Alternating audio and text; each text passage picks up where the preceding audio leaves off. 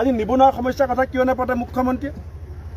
যেতিয়া বিজেপি বিৰোধীত আছিলে 2 কোটি চাকৰিৰ কথা ক'লে, অসমত 25 লাখ বুলি ক'লে, বছৰে 5 লাখ দিম বুলি ক'লে, এতিয়া কেলে হিচাপ নিদিয়ে মুখ্যমন্ত্ৰীয়ে? কংগ্ৰেছৰ দিনত বস্তুৰ দাম আকাশত লাগিছে, বিজেপি হ'লে মাটিত নমাই দিম বুলি কৈছিলে, এতিয়া মেডিচিনৰ দাম 3 গুণ বাঢ়িল।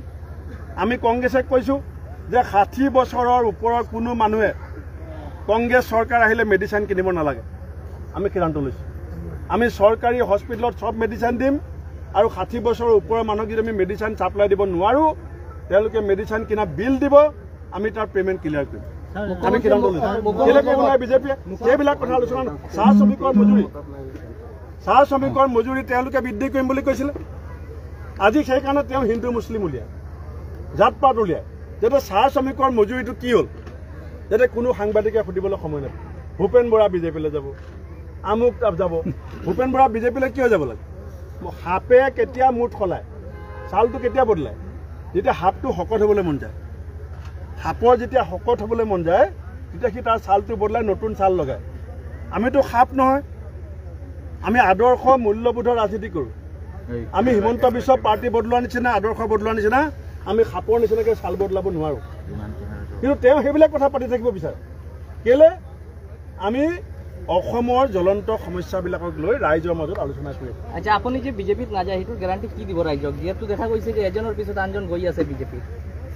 নাই, আপোনাক মই এটা কথা সুধিছোঁ, হিমন্ত বিশ্ব শৰ্মাৰ চব কথা যদি আপুনি বিশ্বাস কৰে, তেওঁ যে কৈছিলে গাভৰু ছোৱালী বিয়া পাতিলে 1 তোলা সোণ দিম, সেইটো আপুনি বিশ্বাস কৰেনে নকৰে? এতিয়া হিমন্ত বিশ্ব শৰ্মাই যে কৈছিলে বছৰত 5 লাখকৈ 25 লাখ চাকৰি দিম, সেইটো গেৰাণ্টি বিশ্বাস কৰেনে নকৰে? হিমন্ত বিশ্ব শৰ্মাই যে কৈছিলে যে মাটি নথকা সকলো মানুহক খিলঞ্জীয়াক আমি ম্যাদী পট্টা দিম, সেইটো বিশ্বাস কৰেনে নকৰে? বৰাকৰ ডি ভোটাৰৰ সমস্যা, বৰাকৰ যিসকল NRCত নাম কাটি যোৱা মানুহখিনিৰ সমস্যা, এতিয়া আকৌ 6 মাইল হ'লে। 10 বছৰ শাসনত আহিলে বিজেপিত যিটো কথা কৈ বৰাকত কি কথা কৈ পেলাই বিজেপিক ভোট পাইছিলে? 10 বছৰ হ'ল, 120 মাহ হ'ল, এতিয়া আকৌ 6 মাহ কিয় লাগে? হিমন্ত বিশ্ব শৰ্মাই কৈছিলে নে যে 1971ৰ পিছত অহা এজনো বিদেশী বুজা অসমে ল'ব নোৱাৰে? আজি পাল্টি মাৰিলে। যিজন মানুহে ৰাতিপুৱা গধূলা 2টা পাল্টি মাৰে, সেইজন মানুহক আপোনালোকে বিশ্বাস কৰে? মোৰ জীৱন, মোৰ ৰাজনীতি আটাইতকৈ ডাঙৰ সাক্ষী অসমৰ সংবাদ মাধ্যম। অসমীয়া জাতিৰ সমস্যাবিলাকক ৰাইজৰ মাজলৈ লৈ যোৱা, ৰাইজৰ সমস্যাক চৰকাৰৰ মাজলৈ লৈ যোৱা মই ইচ্ছাকৃতভাৱে কৰা নাই, মই নৈতিক দায়িত্ব হিচাপে কৰিছোঁ। আৰু এষাৰ কথা মই আজি আপোনাক কৈছোঁ, মই যদি দল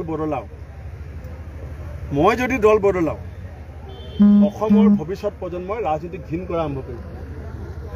মই যদি দল বদলাওঁ, ভৱিষ্যতে কোনো মানুহৰ ৰাজনীতিলৈ আহিবলৈ ঘিণ কৰিব, ৰাজনীতি বাদ দিব, ৰাজনীতিকৰ প্ৰতি বিশ্বাস নাইকিয়া হৈ যাব।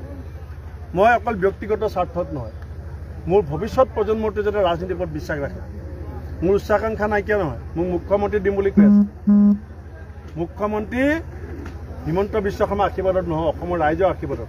যেতিয়া সময় আহিব, তেতিয়া ৰাইজে বিচাৰিলে ৰাইজে বনাব।